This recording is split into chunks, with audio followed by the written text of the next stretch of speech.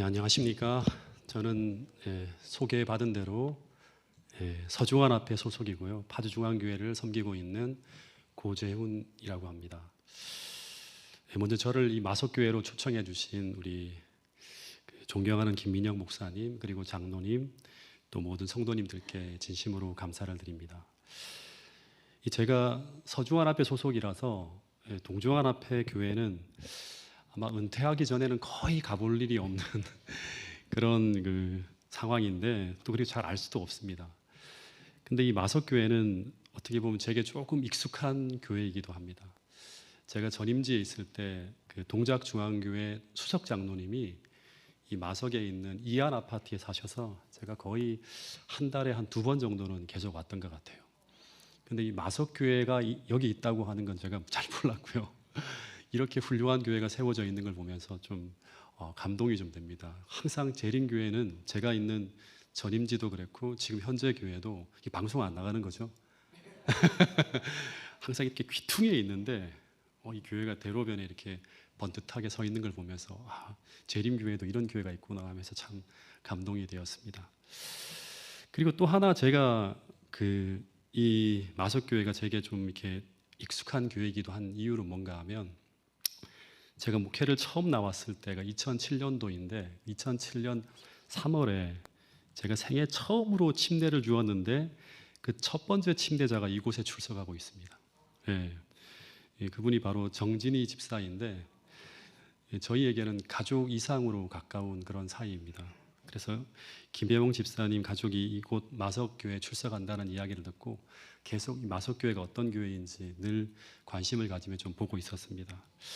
근데 최근에 우리 목사님하고 좀 이름이 같아서 조금 그런데, 우리 민영이가 아프다는 소식을 듣고 너무나 마음이 아팠고, 지금까지도 우리 모든 가족이 아침마다 저녁마다 우리 민영이의 회복을 위해서 기도하고 있습니다. 꼭 우리 민영이가 건강을 회복해서 하나님을 위해서 귀한 청년으로 성장하여 쓰임받게 될 수 있기를 기도하고 또 함께 기도해 주셨으면 감사하겠습니다. 또 하나 이 마석교회가 제게 익숙한 이유는 미라소 방송에 보면 교회 활동 소식이 계속 올라오고 있죠. 근데 참 활발하게 소그룹이 잘 되어 있다고 하는 것을 이렇게 계속 이제 보면서 느꼈거든요.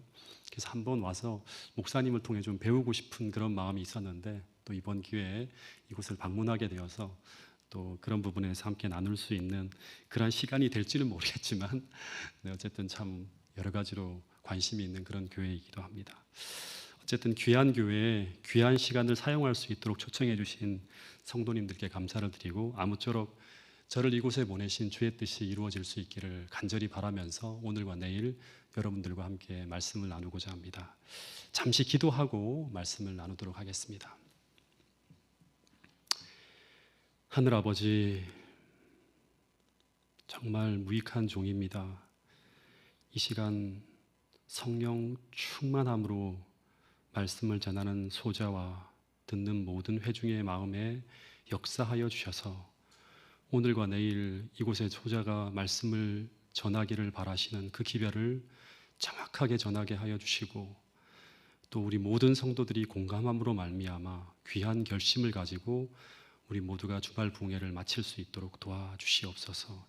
저를 이곳에 보내신 주의 뜻이 꼭 이루어지기를 간절히 바라오며 예수님 이름으로 기도드렸습니다. 아멘.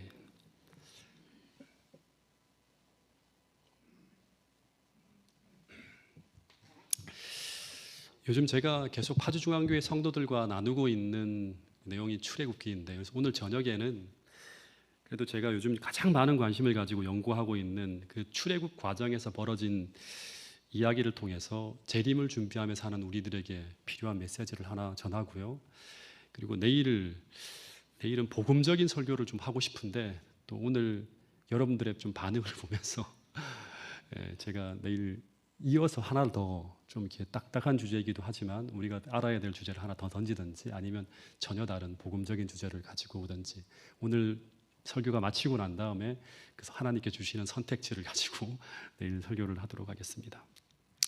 이 출애굽기는 이스라엘 백성들이 하늘 가나안을 향해 나가는 과정을 표상적으로 보여주는 아주 귀한 교훈이 담겨 있는 책입니다. 그래서 고린도전서 10장에 보면 특별히 말세를 만난 우리에게 교훈을 주는 책이라고 하죠. 근데 이스라엘 백성들이 이 홍해 바다를 건너고 난 후에 넘어가지가 않네요.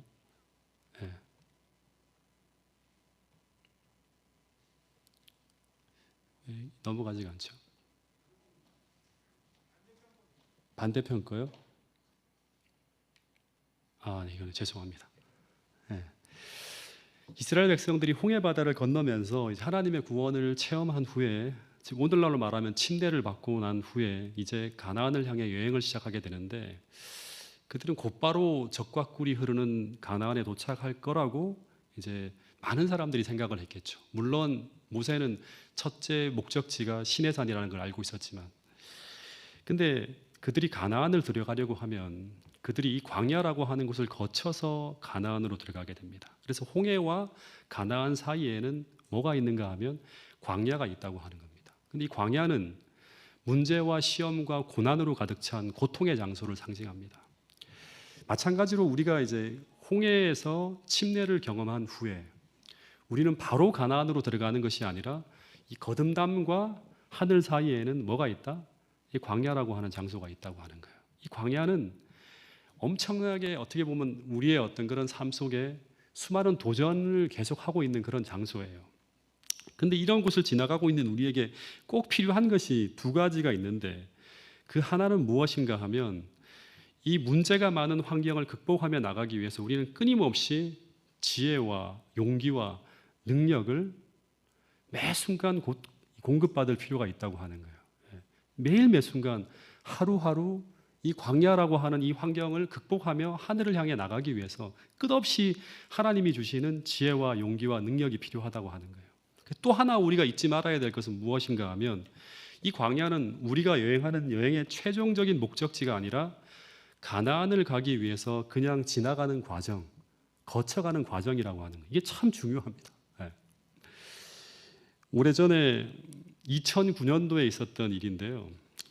그 사모와 온 가족이 이제 집에 있는 게 좀 힘들어서 제가 이제 그 서주환 앞에 장막 부흥회 임원으로 이제 참석하게 되니까 같이 온 가족이 다 같이 가서 참석을 하겠다고 하는 계획을 세웠습니다. 당시에 제가 그 어린 딸이 하나가 있었는데 한 5살, 6살 되는 아이가 있었는데 그 아이와 장난을 치다가 그만 제가 그 아이의 발가락을 부러뜨려 버렸어요. 그래서 그 딸아이가 기부스를 하는 바람에 온 식구들이 꼼짝없이 집에 머물러야 하는 처지가 되었습니다. 그래서 저는 이제 먼저 들어가야 되니까 이제 가족들한테 먼저 들어가서 제가 봉사를 해야 되는데 그 사모에게 물었어요. 올 건지 말 건지를 물었더니 계속 갈까 말까 망설이고 있는 거예요. 근데 설마 딸아이가 걷지도 못하는데 설마 오겠어 하고 있었는데 장막 부흥회가 시작되었는데 수많은 사람들이, 그때 이상구 박사님이 이제 강사였어요. 막 몰려오는데 역대 최대로 많이 몰려왔어요. 근데 그 사이에 어떤 자그마한 아줌마가 기부스를 한 어린아이를 하나를 등에 업고 진보다리를 들고 그 장막 부흥회를 하는 솔밭으로 막 올라오고 있는 거예요. 근데 가만히 보니까 이 사모가 이 다리가 부러진 아이를 데리고 장막 부흥회에 참석한 거예요. 근데 거기까지는 참 좋았습니다. 첫 시간 말씀에 감동도 받고 너무나 좋아했는데, 근데 그 다음부터가 문제였습니다. 이 아이가 밥을 먹으러 갈 때도 그 무거운 것을 등에 업고 계단을 몇 번씩이나 거쳐 내려가서 그 약복관 지하에서 그 밥을 먹여야 되고, 또 올라올 때도 그걸 업고 올라와야 돼요. 화장실을 갈 때도 이 소변을 볼 필요가 있다 그러면 그 무거운 아이를 업고 이동을 해야 되는데 그 불편함이 이루 말할 수 없이 컸습니다. 근데 한 번 갔다 오면 허리가 부러질 것 같다고 하면서 계속 힘들어 죽겠다고 저한테 얘기를 하는 거예요. 사모 생각에는 제가 여기에 와 있으니까 제가 도와줄 줄 알았는가 봅니다. 근데 저도 그렇게 생각을 했는데 상황이 그렇지 못했어요. 전 사모의 얼굴을 볼 수 없을 만큼 바쁘게 막 쫓아다녔다고 하는 것입니다. 근데 설상가상으로 집회 둘째 날 금요일이었는데 잠시 텐트를 비운 사이에 폭우가 한 2-3시간 쏟아진 거예요. 텐트와 이불이 다 젖어버렸어요. 이쯤 되면 돌아가겠다고 하면서 눈물이 나올 만도 한데, 근데 이상한 것은 그럼에도 불구하고 이 사모와 두 아이들이 다 쌩글쌩글 웃으면서 장막 부흥회가 끝날 때까지 꿋꿋하게 버티고 있는 것입니다. 근데 그 이유는 무엇인가 하면 간단했어요. 이 생활이 아무리 힘들어도 이 생활은 3박 4일 안에 끝난다고 하는 것을 알고 있기 때문이에요. 즉 여기는 우리가 영원히 사는 장소가 아니라 잠시 장막 붕괴를 위해 임시로 기거하는 장소라고 하는 것을 알고 있었기 때문이라고 하는 것입니다. 마찬가지로 우리에게 광야 생활은 하늘 가나안에서 영원히 사는 시간에 비추어 본다 그러면 이 70년, 80년은 마치 사모와 우리 아이들이 사슴의 동산에서 불편하게 지낸 그 3박 4일 정도의 기간이 아닐까 하는 생각을 해보게 됩니다.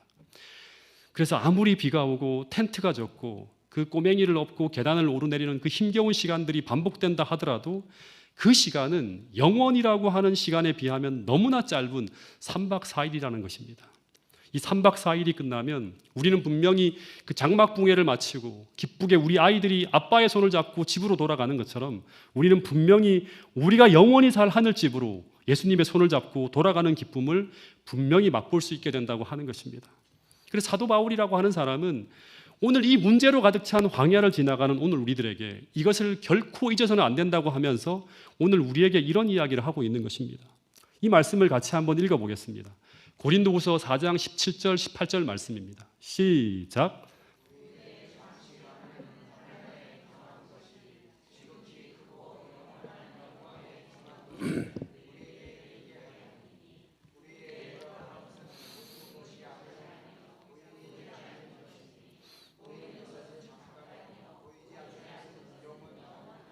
네, 우리의 잠시 받는 거라고 하는 거예요.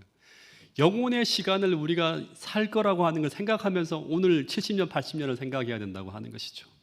잠시 받는 환난에 경한 것이 지극히 크고 영원한 영광에 중한 것을 우리에게 이루리에 함이니 우리의 돌아보는 것은 보이는 것이 아니요 보이지 않는 것이니 보이는 것은 잠깐이요 보이지 않는 것은 영원함이라.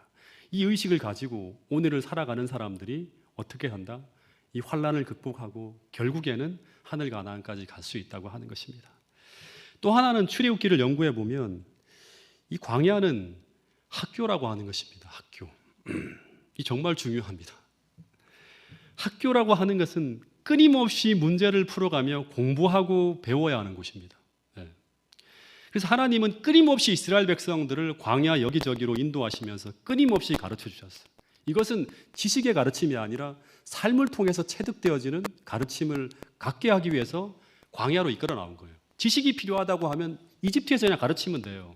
그게 아니라 끝없이 광야라고 하는 환경을 통해서 이 믿음으로 살아가는 것이 무엇인지를 가르쳐야 됐기 때문에 광야 환경 속으로 끌어낸 것입니다.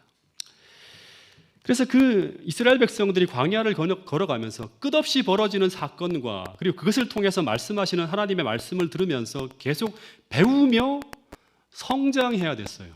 왜냐하면 만약 그들이 이 광야에서 성장하지 못하면 그들은 결국 가나안을 향한 믿음의 전진을 언젠가는 멈추게 된다고 하는 것입니다. 여러분 기억해야 돼요. 이집트에서의 모세와 홍해에서의 모세와 그리고 마지막에 요단 변경에서 이 모세의 모습은 전혀 다릅니다. 계속 성장해 나가는 거예요. 다시 말하면 홍해를 통과할 때 여호수아와 그 다음에 이 여리고성을 정복할 때 여호수아는 완전 다른 사람입니다. 성장한 사람들이에요. 여러분 그래서 이 이스라엘 백성들에게 하나님께서 끝없이 말씀하시는 게 뭐냐 그러면 배운다고 하는 것은 뭐냐 그러면 계속 진보하는 거예요. 믿음에 대한 더 귀한 법칙들을 배우고 그리고 그 삶의 체득에서 계속 더 강한 사람으로서 변해간다고 하는 것입니다. 왜냐 그러면 시험의 강도가 점점 달라지기 때문에. 근데 이스라엘 백성들이 광야로 들어가기 직전에 그들은 홍해라고 하는 궁지에 몰리게 되는데 어떻게 보면 이 홍해는 광야를 입문하기 전에 만나는 어떻게 보면 관문과 같은 곳이에요. 여기서 중요한 하나의 법칙을 배우게 되는데 이건 어떻게 보면 광야 생활 내내 그들이 그 배운 대로 살아야 되는 어떤 중요한 법칙을 배우게 됩니다.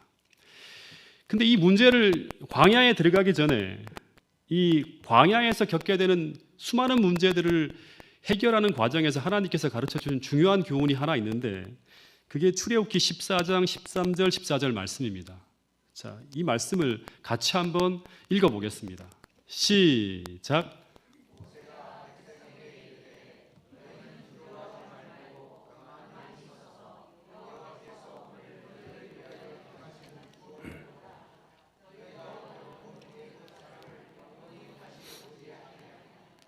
여호와께서 너희를 위하여 싸우시리니 너희는 가만히 있을지어다.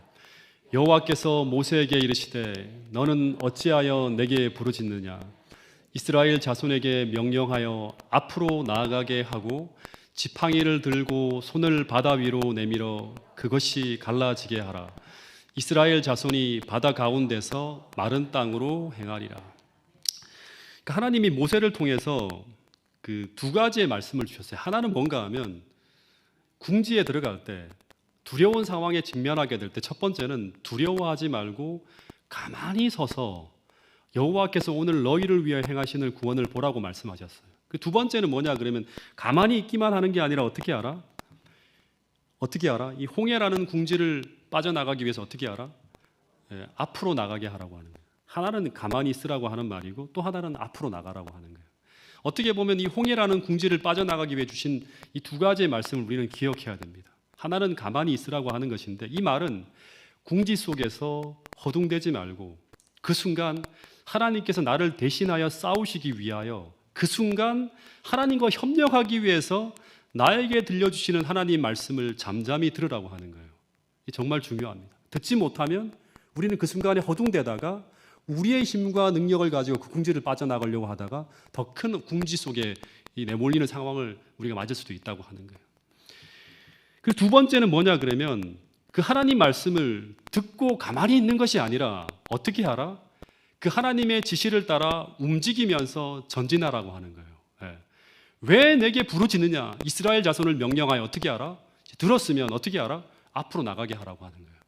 근데 그 궁지 속에서 가만히 있어서 하나님 말씀을 듣는 것도 믿음이 필요한 것이고요. 그리고 하나님 말씀을 듣고 그 하나님 말씀대로 나가는 것도 믿음이 필요한 부분입니다. 이 두 가지가 다 믿음이 필요한 부분이에요. 근데 이 말씀은 광야의 전 과정 속에서 그들이 광야를 여행하다가 궁지에 몰리게 될 때 그때 그들이 이 궁지를 탈출하며 나가기 위해서 반드시 적용해야 될 광야 생활의 기본 법칙이 바로 이것이라고 하는 것입니다. 근데 이것을 이론이 아니라 실전에서 즉 그들의 매일의 현실에서 이 진리를 삶에 적용하며 살아갈 수 있는가가 끊임없이 테스트되어지고 있는 곳이 어디인가 하면 바로 광야라고 하는 장소라고 하는 거예요. 계속 이 단순한 법칙, 믿음으로 살아가는 법칙을 그들이 삶 속에서 활용할 수 있는가를 끝없이 시험하는 게 이 출애굽기와 민수기의 내용이에요. 출애굽기 17장에 보면 이스라엘 백성들이 홍해를 건넌 후에 한 달이 조금 지난 시간 이 르비딤이라고 하는 골짜기에 도착합니다. 근데 거기서 그들이 물이 떨어지면서 또다시 궁지 속으로 들어가요. 광야에서 물이 떨어진다고 하는 것은 곧 죽을 수도 있다고 하는 거예요. 근데 문제는 뭔가 하면 이스라엘 백성들이 여호와께서 명하신 노정대로란 말이 나와요. 다시 말하면 이 말은 여호와의 인도하심의 상징인 구름 기둥과 불 기둥의 지시를 따라 이동하다가 어디로 왔다? 르비딤이라는 곳에 도착하게 되었다고 하는 것입니다. 근데 이 르비딤이라고 하는 골짜기는 원래는 물이 없는 곳이 아니었다고 합니다. 그 주석에 보면 이 르비딤은 와디 페이란이라고 하는 지명으로 불리는 곳인데 이 봄철에는 홍수가 나는 곳이에요. 그러니까 엄청나게 물이 많이 내려오는 그런 곳이에요. 그래서 오아시스가 형성되어지는 곳이 이 와디 페이란이라고 하는 르비딤 골짜기라고 합니다. 그래서 당시에 이 모세는 40년 동안 이곳을 다녔기 때문에 이 지리에 익숙해요. 그래서 이곳에서 지금 이스라엘 백성들이 겪고 있는 이 물 문제를 여기서 해결될 수 있을 것이라는 믿음을 가지고 이곳으로 인도하는 구름 기둥과 불 기둥을 따라 쭉 따라갔던 거예요. 그런데 고통을 참아가면서 도착한 이 르비딤 계곡엔 분명히 모세가 알기엔 물이 있는 곳인데 이 봄철에는 근데 평소와 다르게 극심한 가뭄으로 강바닥이 다 드러난 상태로 물이 말라버린 거예요. 이때 이스라엘 백성들이 겪게 되는 충격은 이루 말할 수 없이 큰 것입니다. 여러분 제가 한 3년 정도 마라톤을 한 적이 있는데요. 제가 3년 동안 40.19km 완주를 제가 3번을 했습니다. 근데 제가 처음 마라톤을 출전한 때가 언젠가 하면 2015년 3월 동아 마라톤 대회였어요. 근데 제가 이 바쁘다는 핑계로 오래전부터 그 출전하는 부분에 이제 지원을 해놓고 난 다음에 훈련을 거의 못 하다가 벼락치기로 한 달 전에 이제 한 달 정도 이제 훈련을 하고 처음으로 마라톤 풀코스를 제가 도전하게 되었습니다. 근데 그때 고생이 이만저만 큰 것이 아니었습니다. 근데 이 마라톤 풀코스를 출전하게 되면 이제 제가 어떻게 완주를 했는가 하면 10km 뛰기가 힘들더라고요. 근데 10km를 지나고 나면 그 선배 목사님들이 얘기하기를 5km마다 뭐가 나오는가 하면 식수와 이온 음료가 제공이 된다고 하는 거예요. 그래서 5km마다 나타나는 이 음수대는 저 같은 초보 마라토너에게는 사막의 오아시스 같은 그런 곳이었습니다. 그래서 5km씩만 생각하며 달려가는 거예요. 그래서 5km 쫓아가면 뭐가 있다? 거기서 마실 물이 있고 또 어떤 곳에 가면 바나나도 있고 어떤 곳에 가면 초코파이도 주고 해요. 그래서 먼 길을 회복할 수 있는 거예요. 근데 계속 힘이 붙여갖고 점점 더 처지다가 30km를 달려갈 때는 거의 기진맥진한 상태로 거의 걷다시피 하면서 막 절름절름거리면서 갔어요. 근데 무엇을 생각했는가 하면 30km 지점에 가면 음료수와 식수가 있다는 생각 하나로만 버티면서 거의 탈진 상태로 쫓아갔어요.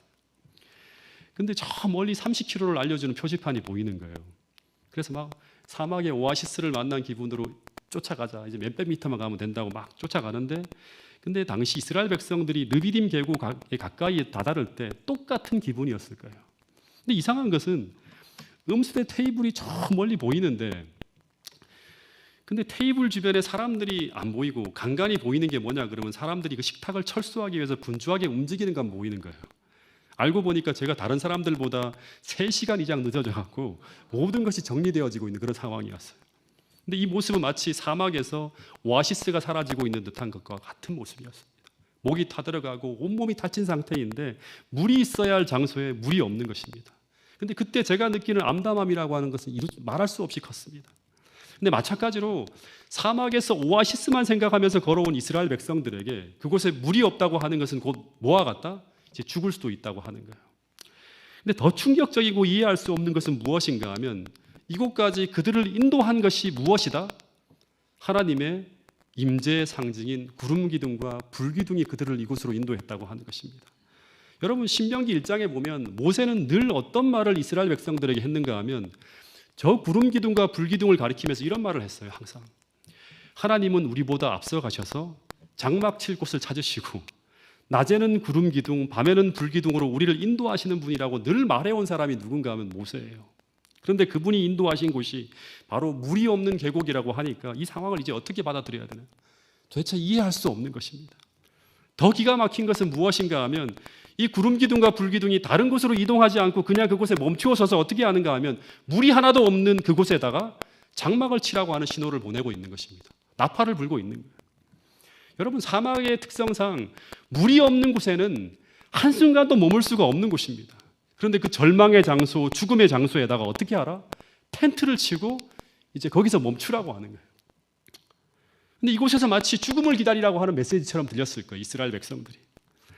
근데 이 출애굽기를 읽어보면 정말 놀라운 것은 뭐냐 그러면 이 한 대목만 보면 정말 이스라엘 백성들이 참 힘들겠다 생각할 수 있지만 출애굽기를 읽어보면 이들은 지금 3번에 걸쳐서 동일한 상황을 반복적으로 경험하고 있었다고 하는 것입니다. 홍해에서 구름 기둥과 불 기둥이 인도하는 가운데 그들은 어디로 들어가는 경험을 했는가 하면 제가 서두에도 말한 것처럼 궁지로 들어가는 경험을 했습니다. 그리고 그들은 어떻게 그것을 탈출해 나왔는지를 그들은 배웠어야 돼요. 그리고 마라에서도 동일한 경험을 했고 또 신광야에서도 식량이 떨어지는 동일한 비슷한 경험을 했다고 하는 것입니다. 전부 다 여호와의 인도하심을 따라가고 있는데 마치 길이 없는 상황 속에 갇히는 경험을 그들은 계속 반복적으로 경험했다고 하는 것입니다.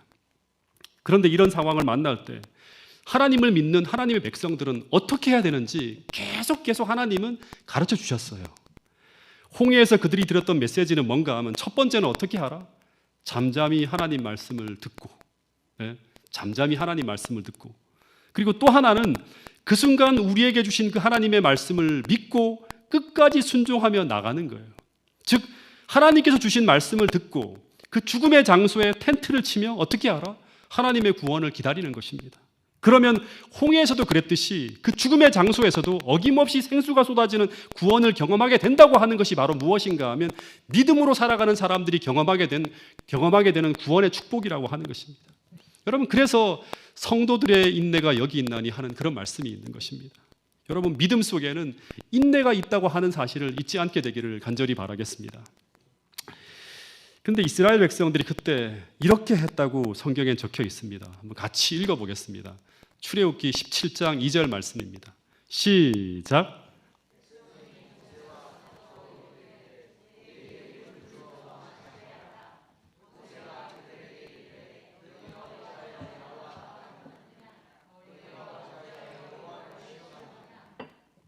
네, 이 본문을 보면 두 가지 일이 벌어지고 있었다고 하는데, 첫 번째는 백성들이 모세와 다투었고, 그 다음 구절에 보면 이들이 하나님을 시험했다고 하는 내용이 나옵니다. 부조와 선지자를 보면 이들이 모세에게 어떻게 했는가 하면, 여긴 다투었다고 하지만 실제로는 돌을 들어 쳐 죽이려고 하는 반역이 일어났습니다. 그리고 이 문제의 시작은 무엇에서부터 시작되었는가 하면 그들이 하나님을 시험하면서부터 시작되었다고 하는 말이 나옵니다. 여기서 우리가 정말 중요하게 깨달아야 될 단어 중에 하나가 바로 뭔가 하면 하나님을 시험한다고 하는 것입니다. 하나님을 시험한다고 하는 게 무슨 뜻인가 하면, 이것은 한마디로 말하면 하나님이 함께 계심에도 불구하고 하나님의 인도하심을 의심하며 부정하는 것, 그것이 하나님을 시험하는 것입니다. 그래서 출애굽기 17장 7절에 보면 그들이 여호와를 시험하여 이르기를 여호와께서 우리 중에 계신가 안 계신가 하였음이라 하는 거예요. 여호와께서 우리 중에 계신가 안 계신가 하는 게 바로 뭐예요? 하나님을 시험하는 거예요. 불기둥과 구름기둥을 보고 있으면서도 어제도 만나가 내리고 지금도 만나가 내리고 있고 오늘 새벽에도 만나를 먹었는데, 그런데 그 하나님의 도우심과 돌보심을 매일매일 경험하고 있으면서도 그들은 계속 하나님이 우리 중에 계신가 아니 계신가 하며 하나님을 시험하고 있었다고 하는 것입니다. 그런데 왜 이런 일이 벌어졌는가? 왜 그들이 하나님을 시험하게 되었는가? 그 이유가 있겠죠. 그 이유는 바로 뭔가 하면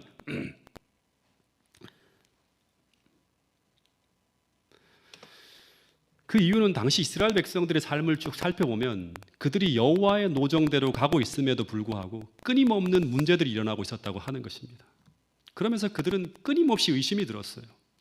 왜 우리가 불기둥과 구름기둥을 따라가고 있는데도 왜 자꾸 물의 문제와 식량의 문제와 아말렉의 문제가 계속 나타나고 있는지, 왜 하나님은 우리를 그런 곳으로 인도하고 있는지 이스라엘 백성들은 이해가 되지 않는 것입니다. 그래서 그들은 계속 하나님의 선하심을 의심하고 있었어요.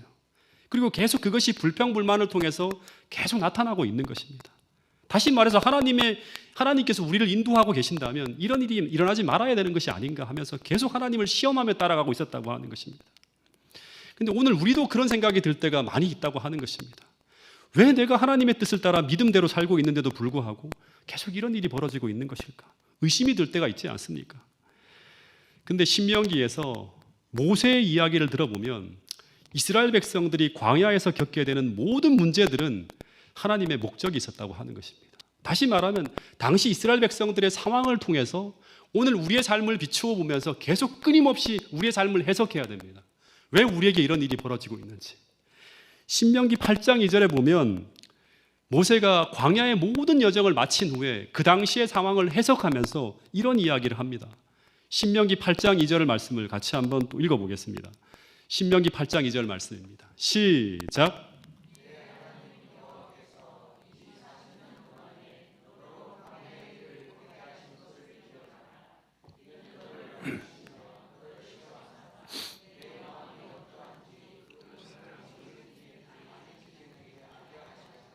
예, 내 하나님 여호와께서 40년 동안 너로 광야의 길을 걷게 하신 것을 기억하라 하는 거예요. 이는 그 광야의 길을 40년 동안 걷게 하신 목적은 뭔가 하면 너를 낮추시며, 그 다음이 중요한 얘기가 나오죠. 너를 시험하사 내 마음이 어떠한지, 그 명령을 정말 너가 지키는 사람인지 아니 지키는지 하나님께서 알려 하신다고 하는, 시험을 통해서 확인할 게 있다고 하는 거죠. 이 이야기를 보면 하나님은 우리를 문제 가운데로 인도하시고, 그리고 거기서 우리가 어떤 마음을 가지고 하나님을 섬기는지 계속 환경을 통해서 하나님은 시험하셨다고 하는 이야기가 나옵니다. 여러분, 하나님은 우리를 시험하지 아니하시는 분이라고 하는 말이 나오죠. 여러분, 혼란스러워하면 안 돼요. 야고보서 1장 13절 14절에 나오는 하나님이 아무도 시험하지 아니하는 이 시험은 뭔가 하면 우리의 욕심 때문에 미혹되어지는 유혹이에요. 하나님은 유혹을 우리에게 보내시진 않지만 성경 전체를 통해서 하나님은 끝없이 우리를 시험하신다고 하는 거예요. 여러분, 창세기 22장 1절에도 보면 하나님이 아브라함을 어떻게 한다? 테스트하는 거예요. 아브라함이 진짜 믿음의 조상인지 진짜 순수한 마음으로 하나님을 섬기는지 끝없이 하나님은 알려해요. 예. 여러분, 특별히 광야에서 벌어지는 대부분의 사건은 하나님의 시험과 관련되어집니다. 왜냐하면 광야는 어떤 곳이다? 학교라고 하는 거예요. 학교. 학교는 공부도 하지만 시험도 치죠. 그런데 시험이라는 것이 왜 주어집니까? 저도 지금 최근, 그러니까 목회를 나오기 전까지도 이제 시험을 치면서 계속 제가 이렇게 이제 그 시험을 경험했는데, 왜 시험을 칩니까? 시험은 두 종류의 시험이 있습니다. 여러분 기억해야 돼요. 이 광야에서 벌어지는 그 이야기들을 쭉 보면 똑같아요. 시험은 두 종류의 시험이 있는데, 한 시험은 어떤 시험인가 하면 당락을 결정하는 어떤 결정적인 시험이 있어요. 대입고사라든가 사법시험이라든가 공무원 시험, 취업시험 같은 건 당락을 결정하는 아주 중요한 시험이 있죠. 예. 그리고 또 한 시험은 어떤 시험인가 하면 최종 시험을 대비하기 위해 치르는 대비 시험이 있습니다. 제가 오래전에 제가 아주 어릴 때죠. 초등학교 1학년 입학했을 때 저는 받아쓰기에 자신감이 넘쳤습니다. 왜냐 그러면 이제 우리 부모님들이 어릴 때 보면 조금만 잘해도 막 띄우잖아요. 제가 진짜 공부를 잘하는 사람인 줄 알았어요. 그래서 부모님이 이제 시험을 친다고 하니까 공부 좀 하라고 하는데, 저는 공부를 안 하면서 계속 부모님한테 만점 받아오겠다고 막 큰 소리를 쳤습니다. 왜냐하면 형들이 너무나 공부를 잘해서 가만히 보니까 공부를 안 해도 시험 성적이 좋은 거예요, 형님들이. 저도 형들처럼 그렇게 노력 안 해도 잘할 줄 알았어요. 근데 첫 번째 초등학교 들어가서 첫 번째 받아쓰기 시험을 쳤는데, 그 첫 시험이 지금도 생생하게 기억할 정도로 제 머릿속에 남아있는 성적을 가지고 왔는데, 그게 첫 시험이 성적이 얼마였을 것 같습니까? 빵점은 아니고요, 10점을 받아왔어요. 다 틀리고 딱 한 개 맞아온 거예요. 그러면서 아주 충격을 저도 받았고요. 그리고 집안 식구들도 모여서 걱정을 하는 것입니다. 그러면서 어머니는 심지어 제가 집안 형제들 중에 좀 모자란 녀석이 태어난 것이 아닌가 할 정도로 충격을 받았다고 합니다. 근데 만약 제가 이런 테스트 시험을 치르지 않았다면 어떤 일이 벌어졌을까요? 전 저의 진짜 실력에 대한 모습을 모르고 살았겠죠. 계속, 그죠? 늘 자신만만한 저의 느낌이 자신의 실력인 줄 알고 착각하며 살았을 거예요. 우리도 마찬가지입니다. 우리는 우리 신앙의 참모습이 어떤 모습인지 정확히 모르고 살 때가 대단히 많습니다. 다시 말해서 우리가 말하는 고백이나 어떤 마음의 느낌이 우리의 신앙인 줄 착각하고 살아가는 경우들이 참 많다고 하는 것입니다. 근데 어떤 시험이 닥쳐올 때 그 시험을 통해 나타나는 그 모습을 보면서 우리는 우리 자신이 얼마나 이기적이고 얼마나 연약하고 얼마나 믿음이 없는 사람이고 얼마나 선하지 못한 사람인지를 보게 될 때가 참 많이 있다고 하는 것입니다. 마치 제가 그 시험을 통해 자신의 부족한 면을 보듯이, 마찬가지로 우리가 하나님이 주신 그 여러 가지 시험을 치고 나면 우리는 그동안 우리가 잘 몰랐던 부분에서 우리의 부족한 면을 발견하게 된다고 하는 것입니다. 그런데 더 중요한 것은 뭔가 하면, 이 부족을 발견하게 된 후 이제 확인되어진 그 성적을 보면서 이제 우리가 어떻게 해야 되는가 하는 것입니다. 이게 정말 중요한 것입니다. 하나님은 우리가 어떻게 하기를 바라실까요? 그 틀린 문제 하나하나를 확인하면서 내가 무엇이 부족한지를 확인한 후 그 틀린 부분을 어떻게 해야 되는가 하면 하나님께로 가져가서 다시 공부하고 배워서 다시는 같은 시험에서 실패하지 않도록 준비해야 되는 것입니다. 그래서 이 시험을 치르고 난 후에 신앙하는 사람들은 두 무리로 나누어집니다. 한 부류의 사람들은 오답을 써버린 그 실패와 그 부족을 인정하고 그 부족을 놓고 하나님께 기도하는 사람들이에요. 하나님, 제가 이런 연약한 부분이 있네요. 주님, 제가 이렇게 살기를 원하지만 제가 이 부분에 참 연약한 부분을 발견했습니다. 주님 도와주세요. 두 번 다시 같은 시험에서 넘어지지 않도록 주님 도와주세요 하고 하나님께 기도하는 사람들이 있어요. 이 사람들은 하나님이 주시는 은혜와 도움으로 변화를 경험하는 사람들이에요. 모세도 그랬고요, 갈렙과 여호수아도 계속 이런 경험을 하면서 나갔을 거예요. 근데 반면 또 한 사람은 그 부족을 보면서도 그 부족함을 인정하지 않고 그 부족의 모든 원인을 다른 사람과 환경의 탓으로 돌리면서 비난과 원망으로 일관하는 사람들을 보게 됩니다. 다시 말해서 자신의 실패와 부족을 인정하지 않는 거예요. 이게 대부분의 이스라엘 백성들의 모습이었죠. 그래서 모든 문제가 나 때문이 아니라 저 사람 때문에, 내가 어쩔 수 없이 그렇게 했다고 하면서 모든 것을 남 탓으로, 환경 탓으로 돌리는 사람들입니다. 그런데 그런 사람은 언제나 원망하고 불평하고 비난하면서 그 문제를 통해 자신을 보지 못하는 것입니다. 그런데 이런 태도로 신앙하는 사람은 절대로 신앙의 성숙을 경험할 수 없습니다. 다시 말하면 믿음의 성장을 보기가 어렵습니다. 다시 말하면 변화가 일어나지 않는 삶을 계속 반복해 살아가는 것이죠. 그래서 이런 사람들은 이 시험을 통해서 하나님께서 그들의 부족한 모습을 보여줘도 그들은 그 부족한 모습을 고치지도 않고 채우지도 않고 그대로 둔 채 살아간다고 하는 것입니다. 그러다가 계속 같은 문제에서 같은 실패를 반복하다가 지금 3번째 계속 내리 실패하는 거예요. 결국 그들이 치러야 될 최종 시험이 뭔가 하면 그들이 가나안을 넘어가기 위해서는 가데스 바니아에서 그 시험에서 성공을 해야 돼요.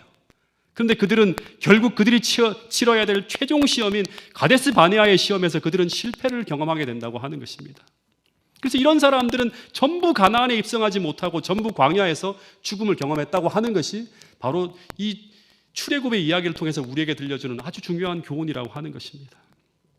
그리고 또 하나 기억해야 될 것이 뭔가 하면 이 출애굽기와 민수기를 가만히 읽어보면 이 광야에서 벌어지는 문제들은 어느 것 하나 우리 스스로 해결할 수 있는 문제가 아니었다고 하는 것입니다. 전부 다 그들에게는 그 문제를 해결할 수 있는 방법이 없는 문제들이 계속 허락되어지고 있었다고 하는 것입니다. 다시 말해서 광야에서 벌어지는 물 문제 어떻게 해결합니까? 우리 힘으로 해결할 수 없는 거예요. 음식 문제, 아말렉 문제, 불뱀의 문제 전부 그들이 감당할 수 없는 문제들이었습니다. 그런데 시간이 지나면 그 꼬일 대로 꼬인 것 같은 그 문제가 하나하나 신기하게도 해결되어지는 것을 그들은 목격합니다. 어떻게 그 문제가 해결되어지는가? 그 이유는 단 하나예요. 정말 중요한 게 나오는데 그들이 하나님의 인도하심을 따르고 있음을 믿고 그대로 순종하며 나가는 거예요.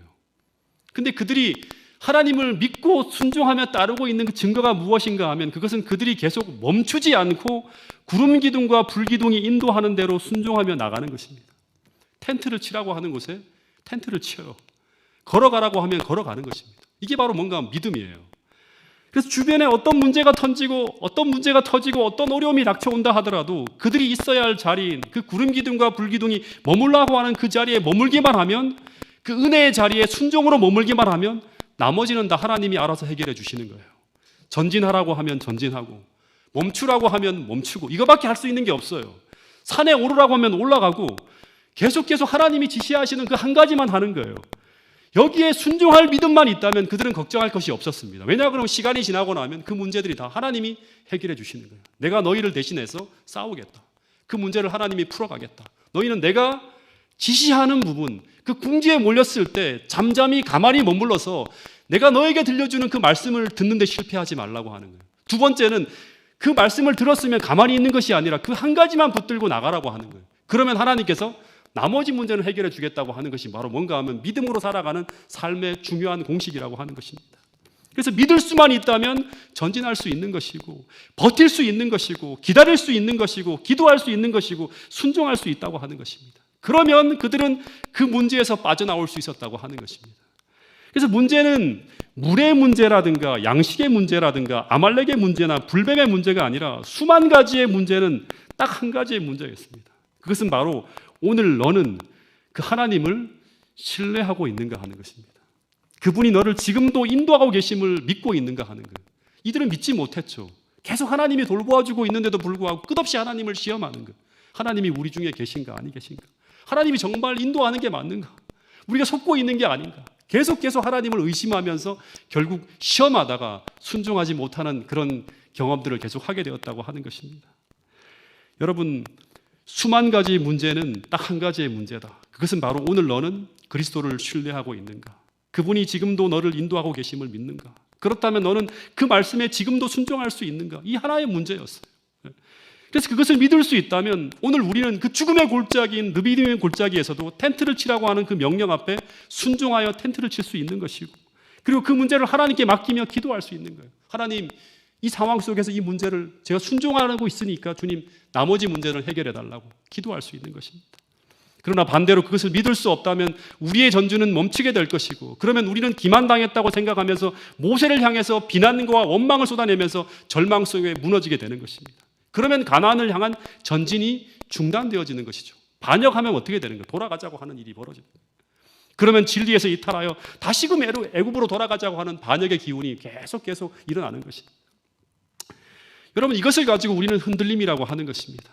그런데 이 흔들림이 벌어질 때마다 수많은 사람들이 죽어나가며 광야에서 쓰러지는 일들이 벌어졌다고 하는 것입니다. 그런데 오늘날에도 이 흔들림이 벌어지고 있나요?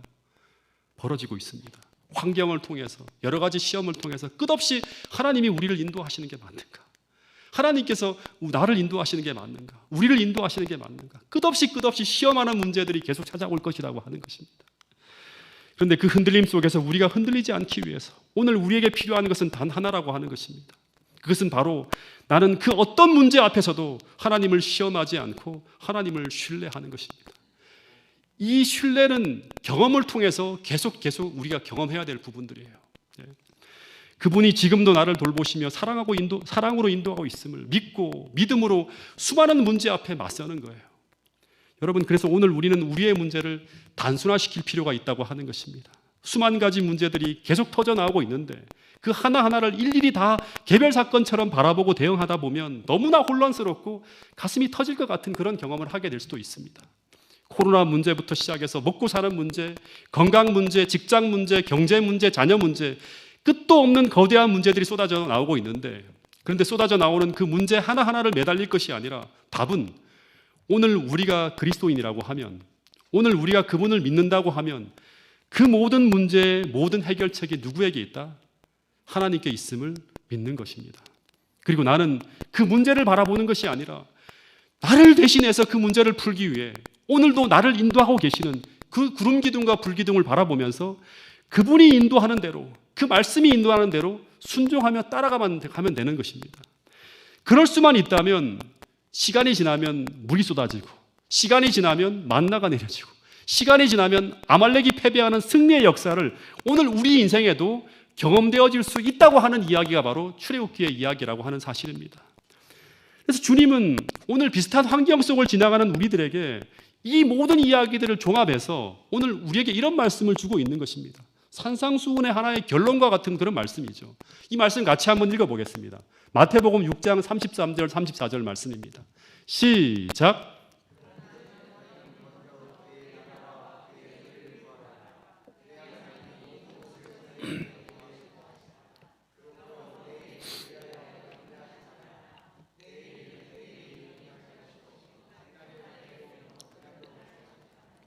그런즉 너희는 먼저 그의 나라와 그의 일을 구하라. 이게 무슨 말인가 하면 이 광야 이야기로 딱 접목시키면 부름 기둥과 불 기둥이 인도하는 대로 따라가라고 하는 거예요.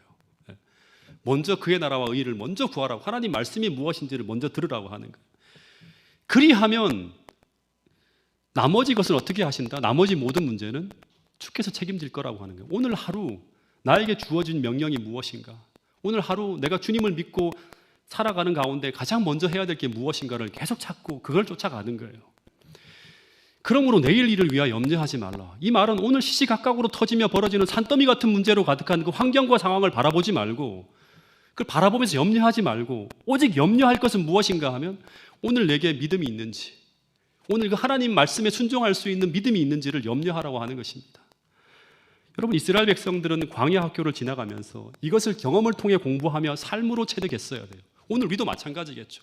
이 말씀의 이야기를 듣고 있지만 진짜 이것이 내 삶을 통해 오늘도 증명되고 있는지를 끝없이 우리는 도전해야 되는 것입니다. 왜냐하면 이후 그들이 가나안에 들어가기 전에 치르게 될 최종 시험인 가데스 바니아에서 벌어질 시험도 형태만 달리하는 같은 문제, 동일한 문제였어요. 아낙 자손과 같은 거대한 사람들과 그 거대한 성벽을 어떻게 넘어가는 거예요. 우리에게는 그 문제를 해결할 답이 없는 거예요. 그래서 그들은 여기서 동일한 문제를 계속 경험하면서 이 믿음을 습득해야지만 그 가데스 바니아에서 치러지는 최종 시험을 통과할 수 있었다고 하는 것이죠. 근데 그들은 이 믿음을 배우지 못함으로 말미암아 어떤 일이 계속 벌어지고 있었는가 하면 계속 같은 문제 앞에서 똑같은 증상이 나타나는데 그것이 무엇인가 하면 바로 계속 어려움만 닥치면 하나님이 나를 인도하시는 게 맞는가? 계속 시험하는 거예요. 문제를 만날 때마다 하나님께서 계속 돕고 계시는 수많은 증거와 역사가 있었지만 그들은 그것을 보지 못하고 계속 끊임없이 하나님께서 정말 우리를 인도하고 계시는 것이 맞는가? 우리가 속고 있는 것이 아닌가? 이런 불신이 계속 나타나고 있었다고 하는 것입니다. 그런데 성경을 보면 이런 증상이 나타날 때마다 이 하나님을 시험하는 이 모습은 그들로 하여금 계속 그들의 믿음을 잃어버리게 만들고 그들을 영적으로 나약하게 만들어 갔다고 하는 것입니다. 이것이 결국 가나안에 이르지 못하게 만든 이 하나의 원인이었다고 하는 것이죠. 제가 침례받고 2년 만에 군에 들어가게 되었는데, 근데 군에서 안식일 문제로 내가 투쟁할 때 이제 들어가기 전에 선배들을 차례대로 만났어요. 제가 이제 그냥 들어가는 게 아니라 그 군에 들어가게 되면 어떤 경험을 하게 되는지, 그 당시에 군에 먼저 갔다 온 이 재림교회 선배들을 다 만나서 시나리오를 머릿속으로 완벽하게 다 그리고 들어갔습니다. 그래서 어떤 타이밍에 어떻게 이 문제를 내가 해결할 수 있는지 다 시나리오를 머릿속에 생각을 하고 들어갔는데, 근데 이 시나리오대로 대대장님 면담 시간을 거치고, 제가 안식일 교인입니다, 도와주십시오 얘기를 하고, 그리고 중대장님 면담 시간에도 예상한 순서대로 제 신앙과 믿음을 다 이야기하니까 그분들이 하나같이 하는 말이 긍정적으로 고려해 보겠다고 하는 이야기를 하는 거예요. 그래서 제가 이 문제가 아주 쉽게 해결될 것 같았어요. 근데 기도하면서 하루하루 지내고 있는데, 근데 문제가 제가 생각한 것과 다르게 이상한 방향으로 흐르기 시작하는 것입니다. 그것은 바로 제가 정말 만나기 싫었던 사람, 제가 너무나 두려워서 제발 그 전에 안식일 문제가 해결되어지기를 해달라고 기도했던 누구를 만나는가 하면 인사계라고 하는 사람을 만나게 돼요. 그 사람은 모든 부대원들이 다 두려워하는 사람이었습니다. 이 사람은 성질이 불같은 사람인데 이 자신의 뜻대로 안 되면 중대장도 통제가 안 되는 그런 사람이었습니다. 하루는 중대장이 인사계가 하려고 하는 것에 브레이크를 걸다가 그 밤중에 인사계가 막 진짜 만취 상태로 그 차를 몰고 들어오는데 앞에 바리케이트를 치잖아요. 부대 앞에. 그걸 다 치고 쓰러뜨리고 충돌하고 들어오는 거예요. 그리고 중대장실로 들어가서 중대장 멱살을 잡고 욕하면서 죽이겠다고 막 하는 사람이 바로 누구였는가 하면 당시에 주임 상사였던 인사계였습니다. 이 사람이 월남전 참전 용사인데 수많은 사람을 죽였던 사람이라고 떠들고 다니는 사람이었어요. 그래서 자신의 성질을 건드리면 그 어떤 사람이든 병사든 부사관이든 무자비하게 패는 사람이에요. 근데 어떻게 패는가 하면 저도 한두 번 봤는데요. 발과 주먹을 쓰는 것은 물론이고 옆에 있는 기물을 가지고 닥치는 대로 때려요. 이렇게. 그리고 막 짓밟고. 그 장면은 차마 눈을 뜨고 못 볼 정도로 아주 끔찍한 장면이 벌어지는 거예요. 그래서 모든 사병들이 하는 말이 있는데 그것은 뭔가 하면 첫 번째, 인사계가 헐크로 변하지 말게 해야 된다고 하는 거예요. 다시 말해서 그 사람의 감정선을 건드려서는 안 된다고 하는 것이고, 두 번째는 만약 그 사람이 헐크로 변하면 무조건 떨어지지 말고 달라붙어야 된다. 이게 크린치 하는 것처럼, 앉는 것처럼 무조건 붙어야 된대요. 떨어지면 옆에 있는 걸 갖고 막 두들겨 패니까, 그래서 무조건 붙어야 된다고 하는 거예요. 이걸 팁으로 들을 만큼 무서운 사람이었어요. 저는 어릴 때부터 고등학교 졸업할 때까지, 대학 다닐 때도 한 번도 구타를 당해본 적이 없는 사람이에요. 근데 문제는 안식일 문제를 꺼내게 되면 제가 마지막으로 마주 서야 될 상대가 누군가 하면 인사계 앞인 거예요. 그러면 분명히 저 사람은 저를 저렇게 때릴 텐데, 그러면 내가 과연 몇 대까지 참을 수 있을까? 이런 막 생각이 떠오르는 거예요. 그 생각만 하면 두려움에 한 두 대 맞다가 살려달라고 할 것 같아요.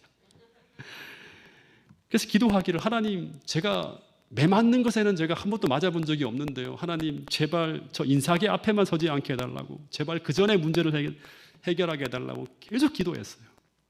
근데 하나님이 제 기도의 응답으로 저를 인사계 앞에 서도록 상황을 만드셨어요.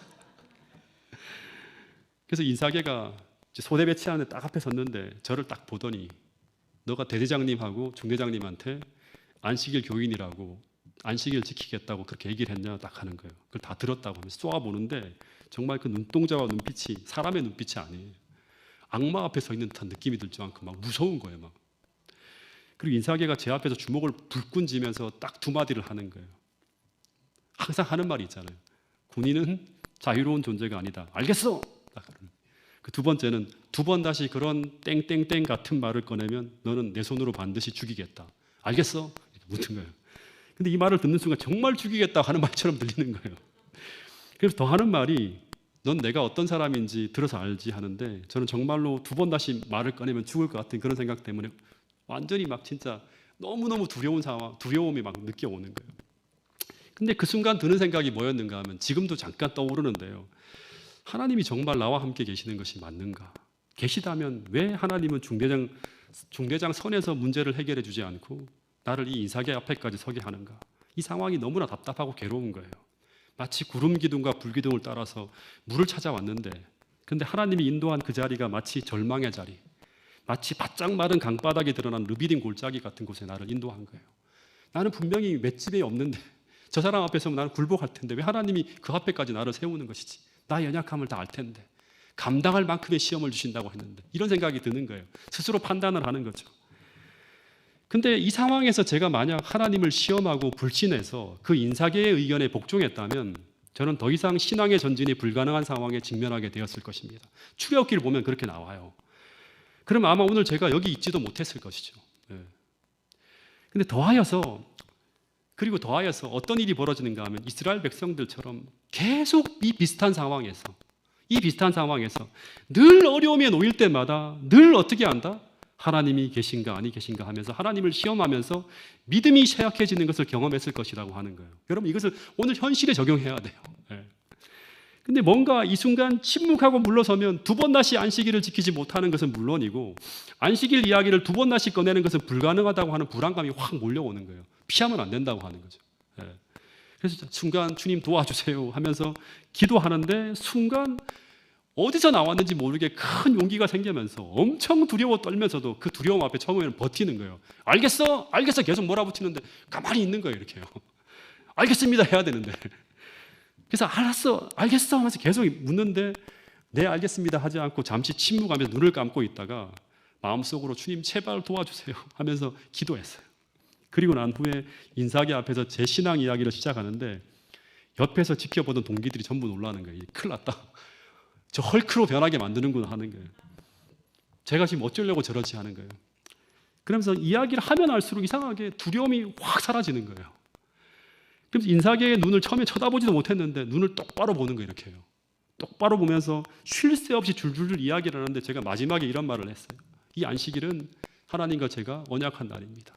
침례받고 2년째고요. 그래서 이 날은 제 생명과도 바꿀 수 있는 날입니다라고 딱 말을 하자 군인이 네 생명이 네 거야 하더니 갑자기 순간 번개가 번쩍하듯이 인사계의 주먹이 탁 날아왔는데요. 제가 정신을 잃었어요. 딱 잃고 전문 쪽에 꽉 처박혀 쓰러졌는데 잠시 기절을 했어요. 순간적으로. 눈을 딱 떴는 정신을 차렸는데 갑자기 너무너무 행복한 거예요. 막 눈물이 나면서 너무너무 행복한 거예요. 그리고 이상하게 그렇게 사나운 맹수처럼 날뛰는 인사계를 보면서 막 책상을 들었다 놨다 하고 막 어디 몽둥이 가져와 하면서 막 소리 지르고 하는데 그런 인사계를 보면서도 두려움이 다 사라지고요. 딱 하나 제 마음속에 담긴 게 뭐냐 그러면 내가 할 일은 다 했구나 하는 생각이 드는 거예요. 구름 기둥과 불 기둥을 따라가면서 하나님이 하라고 하는 그 한 가지만 하면 되는 거예요. 너무나 감사한 마음으로 마음이 평안해졌어요. 근데 놀라운 것은 안식일 문제가 여기서 끝이 납니다. 갑자기 중대장실에서 중대장이 나타나서 인사계를 제지하면서 그만하라고 하고 그리고 제가 인사계 앞에서 제가 제 신앙을 말한 그 한 장면을 보면서 모든 간부들과 모든 고참들이 제가 인사계 앞에서도 저렇게 말할 수 있다면 저 친구의 신앙은 뭐다? 진짜다. 이런 소문이 간부들과 모든 고참들 사이에 다 퍼지면서 일사천리로 제 신앙과 제 믿음에 대한 확고함이 딱 증명이 되어서 안식일 문제는 그때부터 해결되어집니다. 그래서 그때부터 제 신앙을 시험하는 일은 없었고 이제 어떻게 이 문제를 부대 내에서 해결해야 될지 행정적 고민만 있을 뿐이에요. 그래서 인사계 앞에서는 그 일은 고통의 끝이고 반석에서 물이 나오기 직전의 상황이었다고 하는 것입니다. 여러분 그래서 우리가 다다른 그 막다른 골목이 곧 있으면 홍해가 갈라지고 애굽의 군대가 사라지기 직전이라고 하는 사실을 믿어야 된다고 하는 것입니다.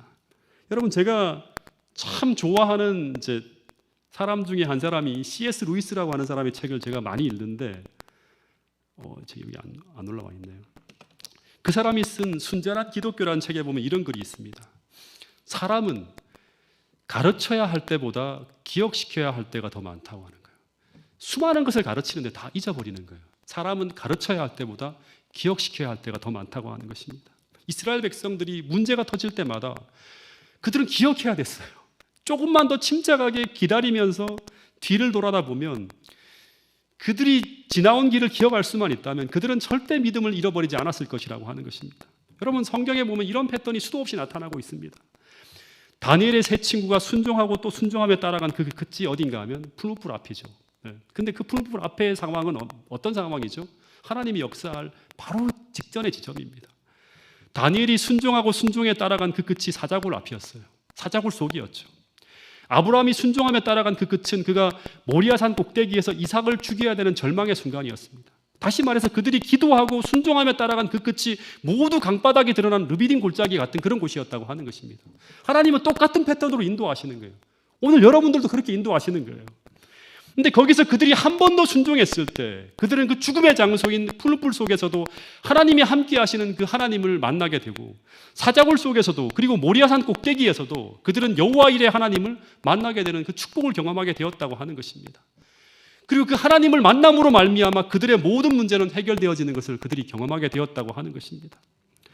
여러분 중에 혹시 지금 여러분이 직면한 상황이 이런 르비딤 골짜기의 막다른 골목과 같은 그런 상황에 여러분이 혹 처해 있을지 모르겠습니다.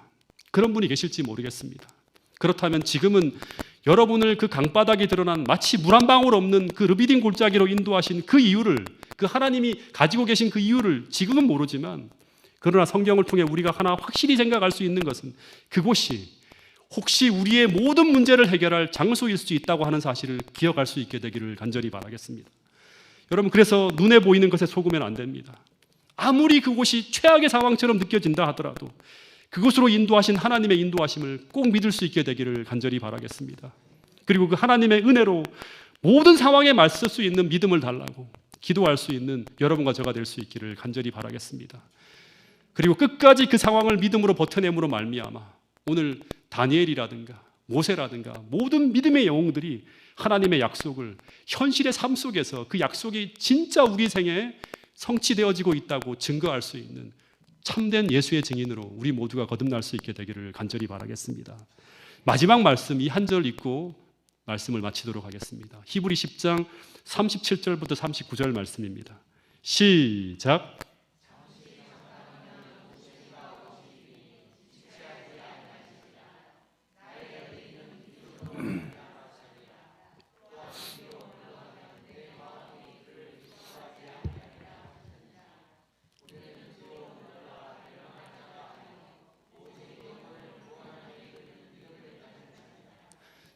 잠깐 후면 오실 리가 오시리니 지체하지 아니하시리라. 나의 의인은 믿음으로 말미암아 살리라. 또한 뒤로 물러가면 내 마음이 그를 기뻐하지 아니하리라 하였느니라. 우리는 뒤로 물러가 멸망할 자가 아니요 오직 영혼을 구원함에 이르는 믿음을 가진 자니라. 우리 마석교회 모든 성도들이 이 믿음을 가진 자들이 될 수 있기를 간절히 바라면서 오늘 말씀을 줄이도록 하겠습니다.